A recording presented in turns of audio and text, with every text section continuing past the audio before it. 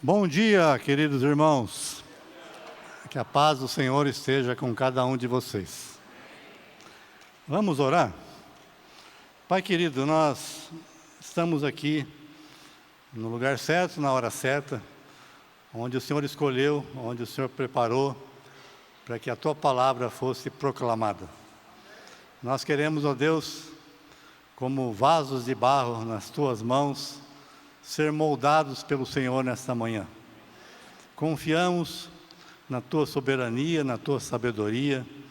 O Senhor nos conhece, sabe exatamente como cada um de nós entrou neste lugar, sabe as necessidades, sabe as nossas lutas, conhece os nossos sentimentos, os nossos desejos.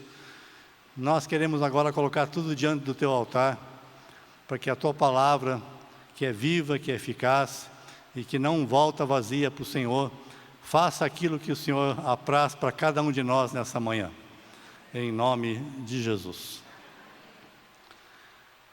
Quando Jesus começou o seu ministério, e começou a andar por todo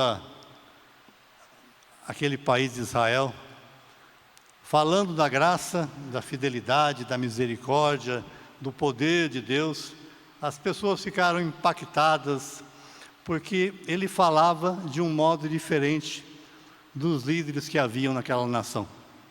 Ele falava com sabedoria, ele falava e demonstrava algo que as pessoas até criam, mas que não vivenciavam no dia a dia, porque naquele homem havia uma unção especial, a presença do Espírito Santo, o Filho de Deus, o Messias tão esperado, chegar àquela nação e tinha uma mensagem, a mensagem das boas novas. E as pessoas foram se tornando cada dia mais fãs de Jesus. Ele agregava multidões por onde ia, porque não só porque curava, porque libertava, porque fazia milagres, mas porque a presença dele fazia diferença. Em cada casa que ele entrava, e ele entrou em várias, sempre aconteceu alguma coisa. E eu tenho certeza que com você é a mesma coisa. Quando ele entrou na tua casa, através de você, a tua casa não se tornou mais a mesma, porque Jesus faz a diferença. Mas naquele tempo também, ele além de pregar, ele começou a formar a igreja. E começou a chamar discípulos. Pessoas que queriam segui-lo e aprender mais sobre o reino dos céus. Segundo os evangelhos, aquele grupo principal dos 12, tiveram as suas vidas muito transformadas, pela presença de Jesus, por aquilo que ele falava, pelo privilégio que eles tinham, de andar com aquele homem, para um lado e para o outro, em todo o tempo. Eles deixaram de ser pessoas comuns, como todos nós somos, que temos trabalho, que temos uma casa, que temos família, que temos compromissos. Eles passaram a ser pessoas que representavam agora o Mestre, o Senhor. E diz Paulo, se tornaram, como nós também somos hoje como igreja, embaixadores de Cristo. Nós representamos Cristo nessa terra. E eu gosto muito de ler os evangelhos. Leio periodicamente. Todos os 4. Leio a Bíblia toda, mas vira e mexe, eu volto de novo nos evangelhos, por causa da presença, do testemunho desse Jesus. E quando Jesus chama os 12 discípulos, segundo o evangelho de Lucas, ele orou a noite inteirinha. E depois de orar a noite inteirinha, quando amanheceu o dia, ele chamou todos os discípulos. E devia ter muitos, porque a gente sabe dos 70 e outros mais que não estavam caminhando diariamente, mas eram. E ele escolheu 12. Mas no evangelho de Marcos, diferente de Lucas e Mateus, que falam muito que eles foram escolhidos como apóstolos, como enviados de Deus para pregar o evangelho, para fazer curas, para libertar as pessoas oprimidas. Mas o Evangelho de Marcos, ele diz assim, aí vai ser colocado na tela. Depois subiu ao monte, chamou os que ele mesmo quis e vieram para junto dele. Então designou 12 para estarem com ele. Só Marcos fala isso. E eu fiquei pensando nesses dias que a gente falou bastante de discipulado, que a principal característica de um discípulo é querer estar com Jesus. É andar com Jesus. É participar da vida de Jesus e deixar ele participar da sua. O maior privilégio que qualquer um de nós pode ter hoje como discípulos, como crentes, é ter a presença de Cristo em nós. É ter intimidade com Ele, é conversar com Ele. Com Jesus, a vida é uma vida de novidades. Cada dia, né, Soninha? É um dia especial. Todas as coisas que acontecem, Ele tem um porquê e um ensino, você aprende algo naquele dia. Porque você é dele, nós somos dele, e ele cuida daqueles que são seus. E entre os vários momentos, que é o tema que vocês viram atrás, entre os vários momentos que aqueles homens tiveram com Jesus, um dos mais marcantes, eu creio, tenha sido esse do Getsemane. Eles já haviam participado da ceia. Jesus ministrou a ceia, falou até o que iria acontecer e o que é isso aí, a ceia, engasgou. Jesus lavou o pé de cada um deles. E naquele dia também, naquela noite, o traidor foi mencionado. Era um clima de festa, de Páscoa, de alegria, de intimidade e de... O que será que vai acontecer? E Jesus sai dali e vai para o Getsemane. E convida todos os discípulos, e todos agora são os 11, porque o Judas já tinha vazado. E eles entram com Jesus no Getsemane. E lá naquele lugar, ele chama em particular Pedro, Tiago e João para ficarem mais perto dele, para orarem com ele. Como Jesus já havia dito antigamente, para trás, era o dia das trevas, era o dia da angústia, era o dia da tristeza. Ele diz: a minha alma está profundamente triste até a morte. E naquele momento ele precisava orar, ele precisava buscar o Pai. E ele não queria fazer isso sozinho, ele precisava de apoio. E aqueles 3 foram com ele mais perto e ouviram quando ele orava: Pai, com toda aquela dor, com aquele sentimento. A carne dizia: vai doer. Mas dentro dele, ele dizia: mas foi para isso que eu vim. Chegou a hora. Tudo que tinha que ser feito já foi feito. Agora é a hora da conclusão. Pai! E diz Lucas que ele chorava com tamanha angústia, pressão, que chegou a suar sangue. As veias do rosto, diz, quando você passa por um estresse muito grande, elas se arrebentam. E orou, e orou.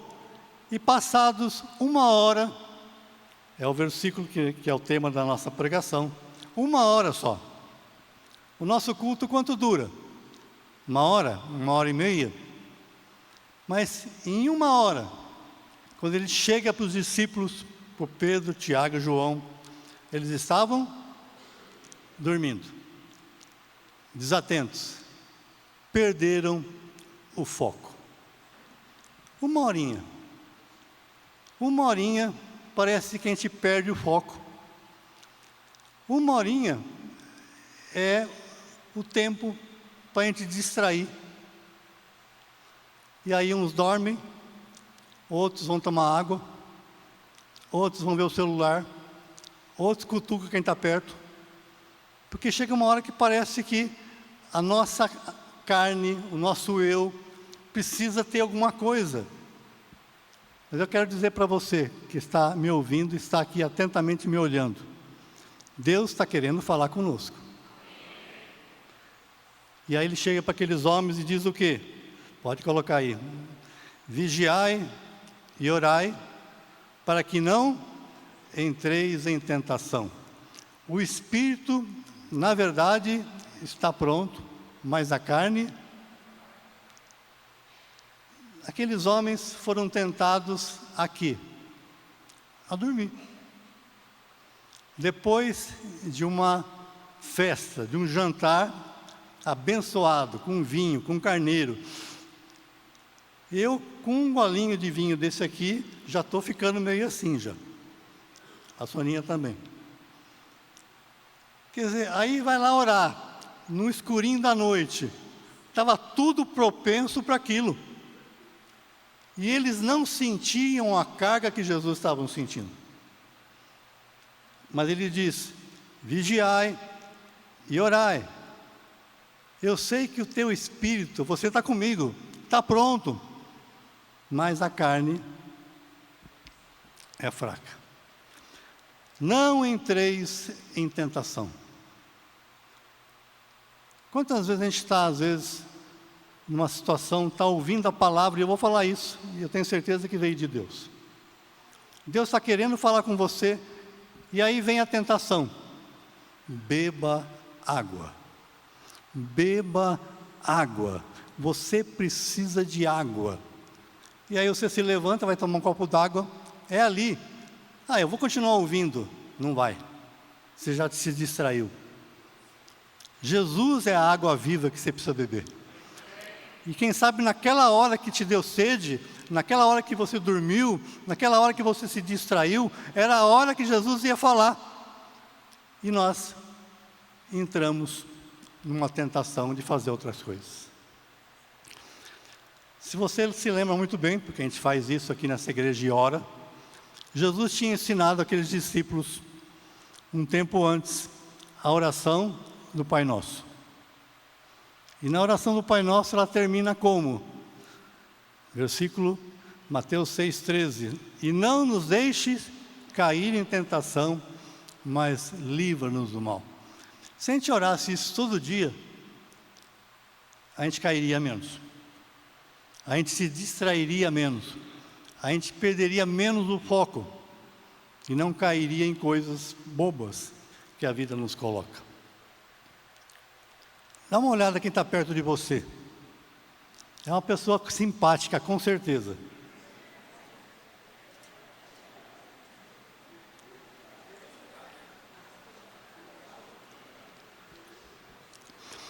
Essa pessoa que está perto de você é um filho de Deus. É um discípulo de Jesus. E a decisão que um dia nós tomamos de entregar nossa vida a Ele, de passar pelo batismo, de abrir o nosso coração, de ser transformados, libertados, perdoados, receber o Espírito Santo, nos tornar novas criaturas, foi totalmente legítima, genuína. Você sabe o que você fez e você tomou o passo mais importante da tua vida, que foi entregar ela para Deus. Só que, apesar do Espírito estar pronto, belisca você mesmo aí, a carne é fraca. Basta um pisão no calo para a gente mostrar quem nós somos. Não é verdade?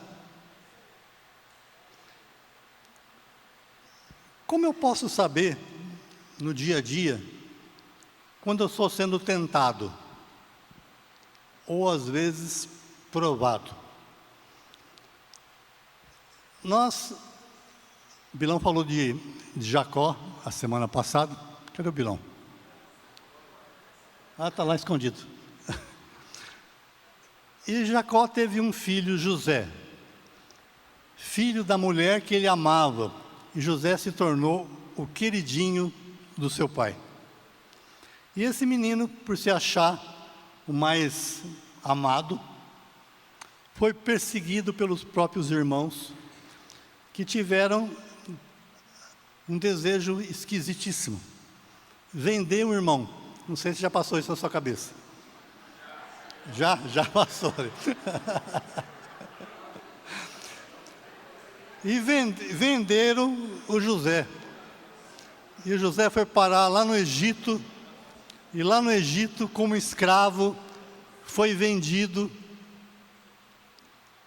e foi parar na casa de um senhor bom, o Potifar, que o acolheu e contratou como empregado. Agora pensa bem, como é que você estaria diante de uma prova que nem essa? Furioso.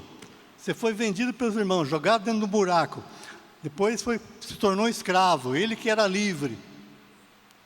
Mas José, em tudo isso, nunca deixou de olhar para Deus. E ele passava por essa prova muito difícil, com louvor, ao ponto de se tornar o melhor empregado serviçal que aquele homem tinha.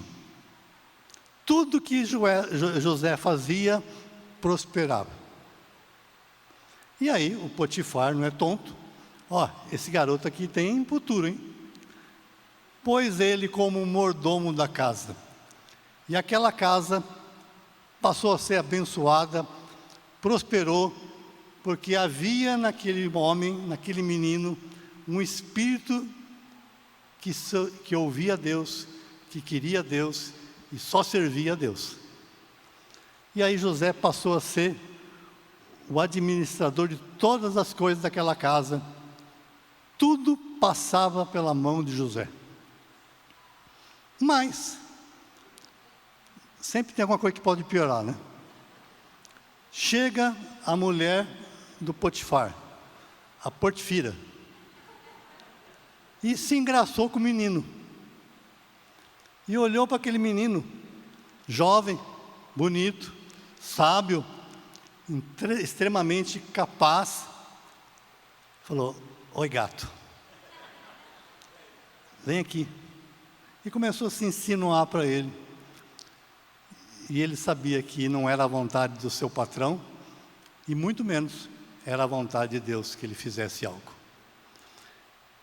Ele resistiu uma vez, resistiu outra, mas na hora que ela veio para o ataque mesmo, o que José fez? Caiu fora.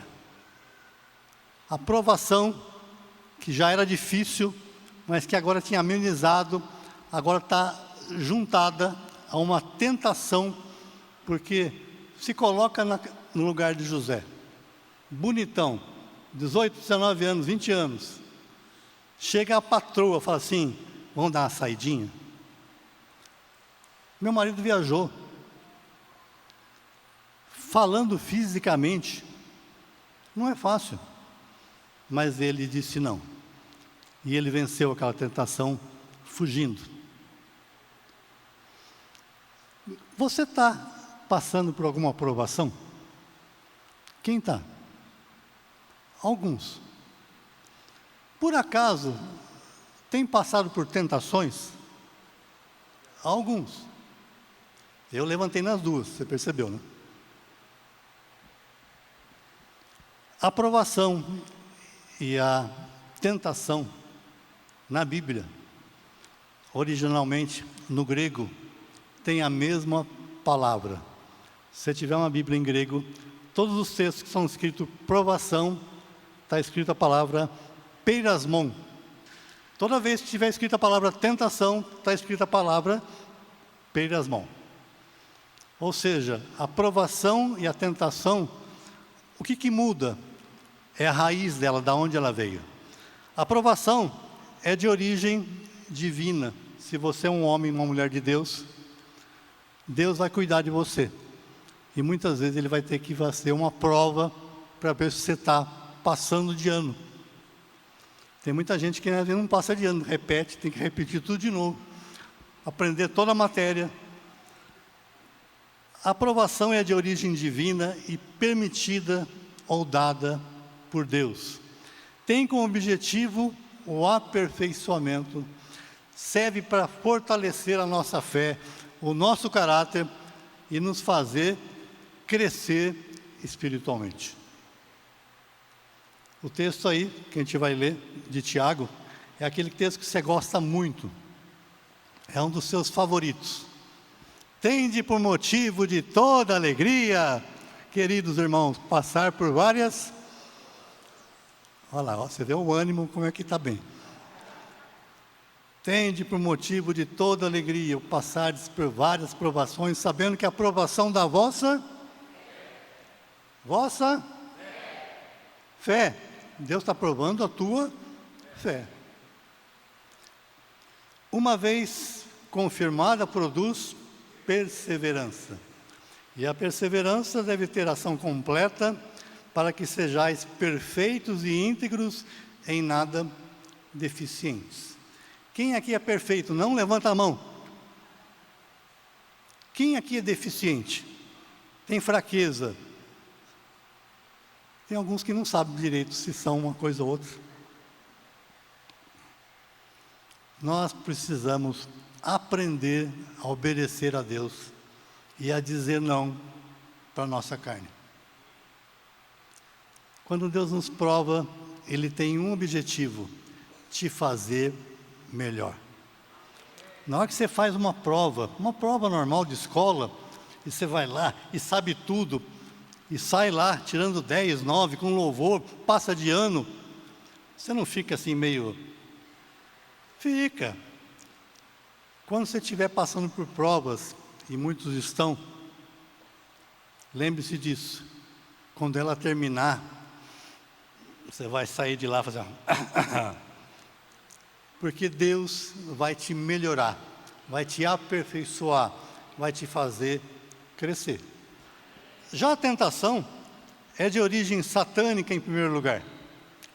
O tentador, como várias vezes ele é chamado, tem uma única intenção: o tempo inteiro, todos os dias, 30 dias por mês, 365 dias por ano, te fazer afastar de Deus, te fazer afastar da verdade, te fazer afastar do caminho. Tudo que eu estou falando aqui, nós temos uma apostilinha, que é essa aqui, ó, Fundamentos para a Formação do Discípulo, volume 3, ponto 11, Vitória sobre a Tentação. Está vendendo lá no fundo. O estudo completo está aqui. Eu estou pegando parte dele. Deus quer te ajudar a não entrar em tentação e a não cair em tentação. Além disso, além do tentador que está o tempo inteiro buzinando e colocando umas ideias na nossa cabeça, que tem hora que a gente até gosta, isso que é o pior. Nós temos uma natureza pecaminosa, uma natureza naturalmente contra Deus. E por fim, nós ainda para piorar, moramos numa terra, num mundo que jaz no maligno, um mundo anti-Deus. Um mundo onde Paulo diz: não vos conformeis com esse século, mas transforma a tua mente, renova a tua mente, porque o que está falando lá fora não vem de Deus. Quem aqui falou que está passando por provas? Não tenha medo de falar, não. Meu irmão, você está sendo aperfeiçoado. Não vem aqui na frente pedir oração: Deus, tira essa prova. Não, fala: Deus, me ajuda a passar pela prova.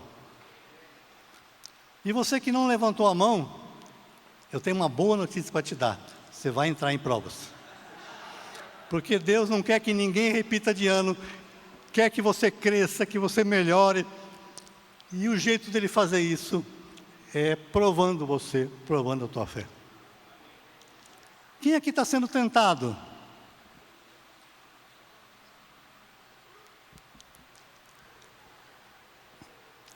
Meu irmão, a carne é fraca. Mas eu queria te animar, antes de passar para a parte principal, com 2 versículos. Hebreus 2:18.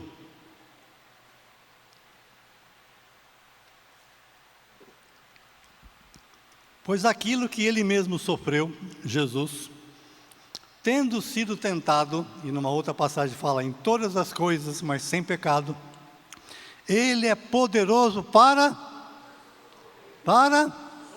socorrer os que são tentados. Presta atenção, quem aqui estava sendo tentado?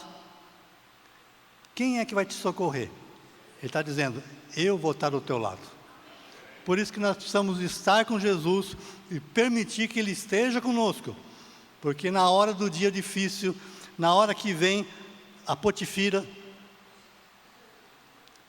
o José foi tomado por um espírito de corredor e ele saiu correndo. Não era por ele mesmo, era porque Deus estava com ele, porque José estava com Deus. Segunda passagem, não vos sobreveio tentação que não fosse humana, mas Deus é fiel e não permitirá que sejais tentados além das vossas forças. Olha que bonito isso. Deus olha para você, mede quanto que você tem de muque, quanto que você aguenta, e fala assim, ó, não passa disso. Ou seja, você consegue suportar. E ele diz ainda, pelo contrário, juntamente com a tentação, ele vos proverá livramento de sorte que a possais suportar. E na hora que a coisa está feia, que você pensa que você vai quase cair, Deus faz algo para mostrar, você não está sozinho. Eu estou com você. A oração que eu te ensinei, para que você não caia em tentação, o aviso que eu te dei, vigiai e orai, para que vocês não entrem em tentação, eu vou cumprir a minha parte. E Ele está dizendo, eu vou te socorrer, e eu vou te ajudar, e eu vou te livrar. Amém? Agora, na prática, vigiar e orar seria o quê? E eu coloquei alguns pontos, vou dar ênfase para os 3 primeiros mais, e os outros eu vou só falar. Mas eu queria que você prestasse atenção, eu sei que muita gente gosta até de tirar foto da tela, tira foto, porque na hora que você estiver sendo tentado, na hora que você estiver sendo provado, se você fizer o que está falando aqui, você vai sair vitorioso dessa história. Primeiro, permaneça na palavra. Repete comigo aí, a palavra alimenta, limpa, liberta, cura e santifica. Tudo junto. A palavra alimenta, limpa, liberta, cura e santifica. Permaneça na palavra. Jesus, quando começou o seu ministério, foi levado pelo Espírito Santo ao deserto para ser tentado. E diz que ele foi tentado em toda sorte de tentações. E com uma frase ele venceu aquelas tentações. A frase está escrito. Agora, está escrito e eu li, né? Porque se está escrito e você não lê, não adianta nada. Está escrito, eu li, está aqui no meu coração agora. E aí diz o texto de Mateus, eu só vou ler a primeira parte das 3 tentações que estão marcadas ali. Então o tentador, aproximando-lhe, disse, se és filho de Deus, olha para o lado aí, deve ter um filho de Deus aí, com certeza. Se você é filho de Deus, manda que essas pedras se transformem em pães. Agora coloca aqui comigo. 40 dias sem comer. aquele barulho estranho surge aqui de baixo. Aí chega alguém e fala assim, ó, transforma aquela pedra num pão. Na hora, você já imagina o pão. Uma broa, com açúcar por cima assim, com uma manteiguinha. Você está morrendo de fome. Quer dizer, se você é filho de Deus, ó, faz isso, está resolvido. Passa na padaria e come aquele monte de bomba. Quer dizer, tem vontade, faz. Mas Jesus responde, está escrito. Nem só de pão viverá o homem, mas de toda palavra que procede da boca de Deus. Nem só de pão viverá o homem, mas de toda palavra que procede da boca de Deus. Nem só de água viverá o homem, nem só de dinheiro viverá o homem, nem só de lazer viverá o homem, nem só de sexo viverá o homem, mas de toda palavra que procede da boca de Deus. E o diabo ficou ali, e aí o diabo não gostou da resposta, e já ficou meio assim. Eu não coloquei aqui na tela, mas em seguida, por que você não se joga desse penhasco e os anjos vão te segurar lá embaixo? Está escrito na palavra, que os teus anjos te sustentarão. Se joga. Ele olhou para o diabo e disse assim, também está escrito. Por que também? Porque ele está usando a própria palavra para tentar enganar. Também está escrito, não tentarás o Senhor teu Deus. E depois ele levou ele a um lugar muito alto e mostrou os reinos do mundo e disse uma coisa que a gente gosta de ouvir às vezes, pede o que você quiser que eu te dou. Queridos, não é bem isso que está escrito aqui. Pede o que você quiser. E Jesus respondeu, só o Senhor Deus adorarás e só a eles darás culto. E o diabo vazou. Por quê? Porque Jesus não saía da palavra. Ele disse, a minha comida é fazer a vontade daquele que me enviou. Segundo ponto, confie na paternidade de Deus. Deus nos trata como... Esses dias nós tivemos lá uma reunião no Conselho de Pastores e foi convidada uma pastora de fora para ministrar a palavra. E ela disse o seguinte, qual é o teu título? Porque no Conselho de Pastores, você nem imagina, mas só tem título. E todo mundo chama pelo título. Então é o reverendo, é o bispo, é o sacerdote, é o apóstolo, o tempo inteiro. E ela diz, sabe qual é o maior título que você tem e que você tem que ficar cheio de alegria por tê-lo? Deus te chama de filho. Filho de Deus. Só que filho demanda uma atitude aonde, quem já teve pai e mãe aqui? Quem já teve pai e mãe aqui? Olha que beleza, todo mundo teve pai e mãe. Põe para mim na tela aí, por favor, Débora. Hebreus 12, 7. A passagem fala por si mesmo. É para a disciplina que perseverais. Deus vos trata como filhos. Pois que filho há que o pai não corrija? Você já foi corrigido pelo papai? Olha lá. Eu já conheci pessoas traumatizadas, hoje vivendo uma vida confusa, e elas chegaram à conclusão, que é isso que está aqui. Meu pai e minha mãe nunca me corrigiam. Eles faziam tudo o que eu queria, e agora virou o que virou. Filho precisa ser corrigido. Continuando aí, versículo 8. Mas se estáis sem correção, de que todos têm se tornado participantes, logo sois bastardos e não filhos. Além disso, tínhamos os nossos pais, segundo a carne, que nos corrigiam e nós os respeitávamos, não? Não havemos de estar em muito maior submissão ao Pai espiritual e então viveremos? Pois os nossos pais, papai e mamãe, nos corrigiam por pouco tempo. Quanto tempo ficou na casa deles? Até você sair, casar ou for trabalhar fora. Segundo melhor lhes parecia.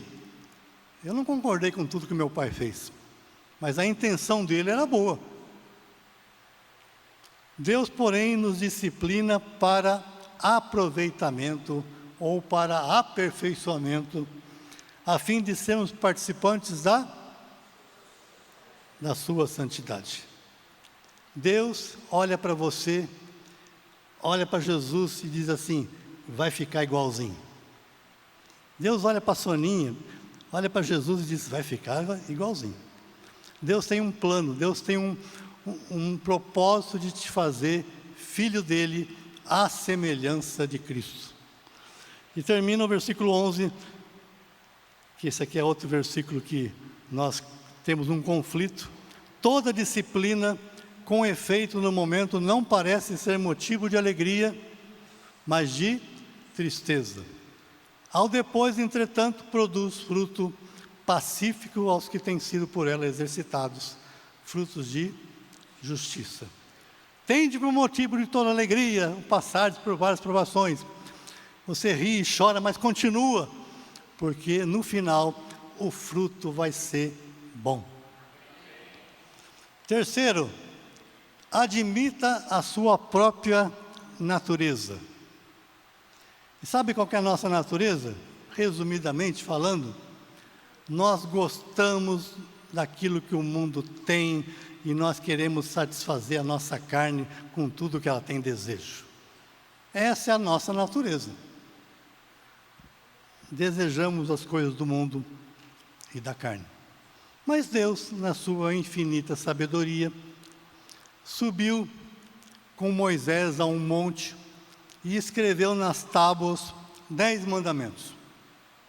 E o 10º mandamento, Romanos 7,7, pode colocar aí, diz assim: eu não teria conhecido o pecado, senão por intermédio da lei. Pois não teria eu conhecido a cobiça, se a lei não dissera, não cobiçarás. Aí você põe assim, para que vai colocar isso, né? Quem é que cobiça alguma coisa aqui? Mas no dia a dia, nas conversinhas, naquilo que a gente vê acontecendo no mundo, é o tempo inteiro pessoas cobiçando coisas. É a casa do próximo, é a mulher do próximo, é o marido do próximo, é o emprego do próximo, é o carro do próximo, é o gato do próximo. Tudo é motivo de falar, puxa, se eu tivesse um daquele, minha vida ia mudar. E aí Tiago completa esse pensamento dizendo: cada um é tentado pela sua própria cobiça, quando essa o atrai e seduz. Presta atenção, atrai e seduz é coisa gostosa. Ninguém é atraído e seduzido por coisa ruim.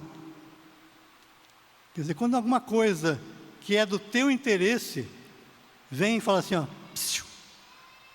Olha lá o Marcinho, oi gato, vem. Quer dizer, fala assim, nossa, a pessoa está dando bola para mim. Como é difícil, o Ed não está aqui hoje, né? Você passar na frente de uma padaria e aqueles doces todos dizem assim, vem. Prazeres da carne.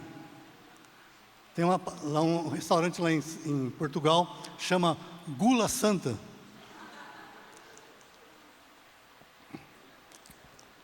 E aí Tiago diz assim, a cobiça atrai e seduz, então a cobiça, depois de haver concebido, dá luz ao pecado, e o pecado, uma vez consumado, gera morte.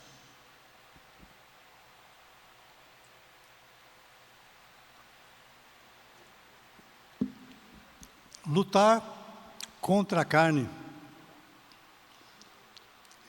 Entende muito bem quem faz academia.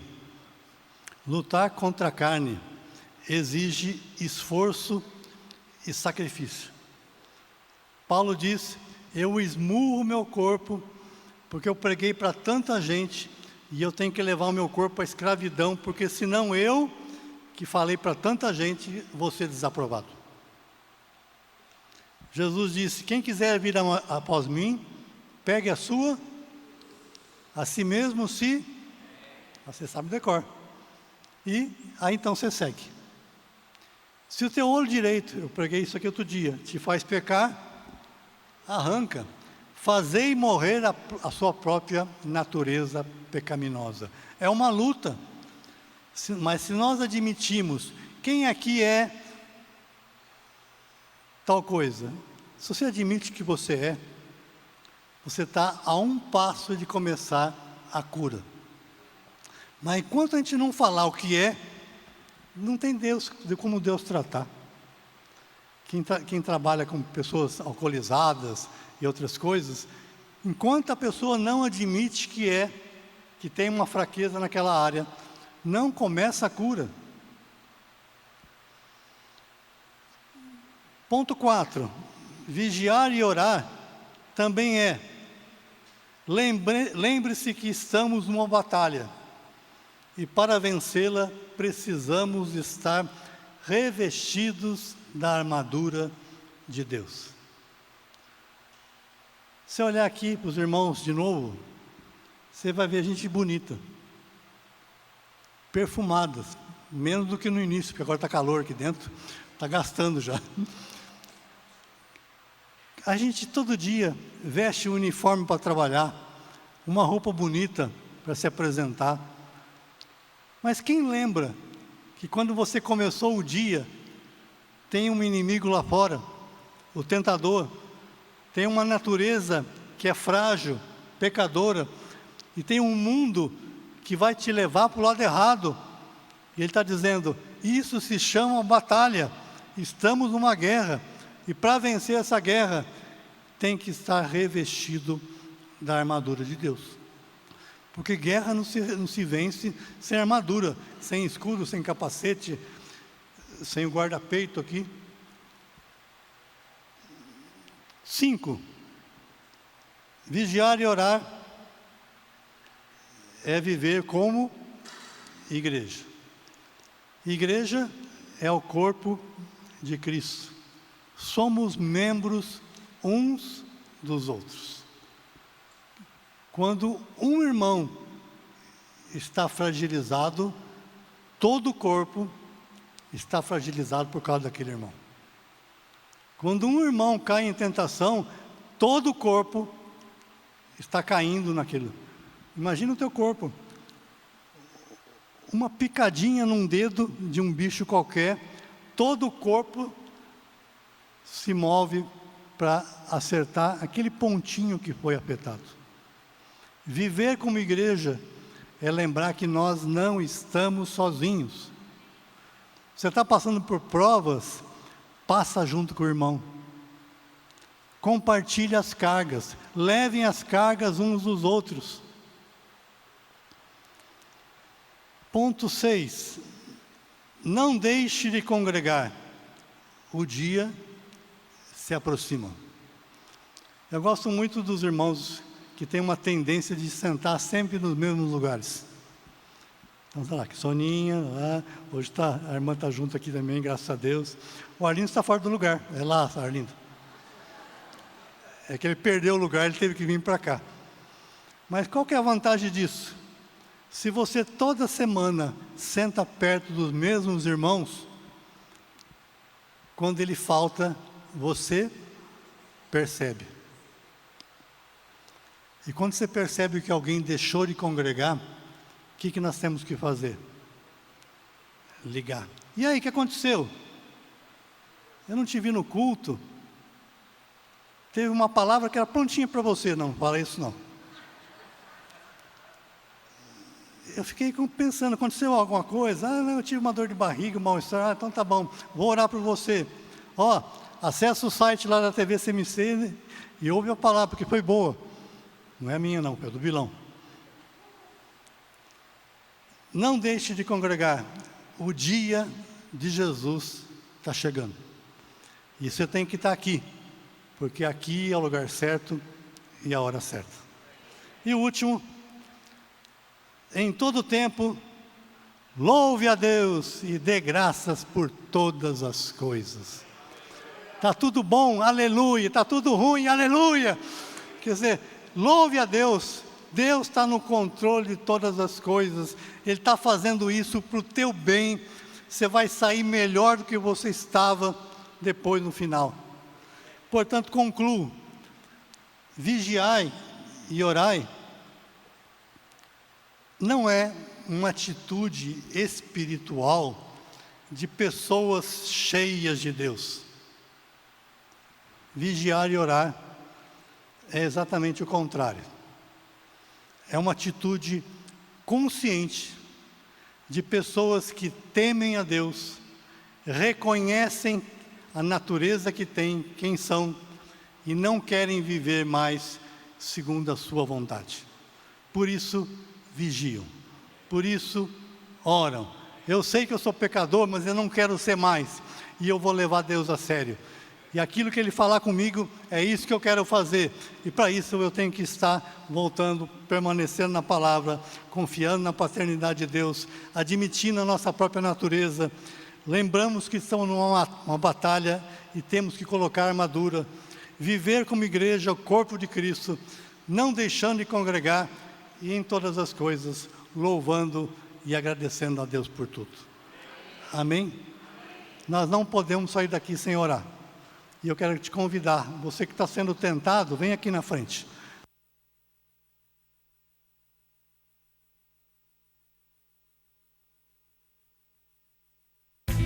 tvcmc.com.br é o nosso canal para compartilhar o Evangelho do Reino de Deus e o senhorio de Jesus Cristo.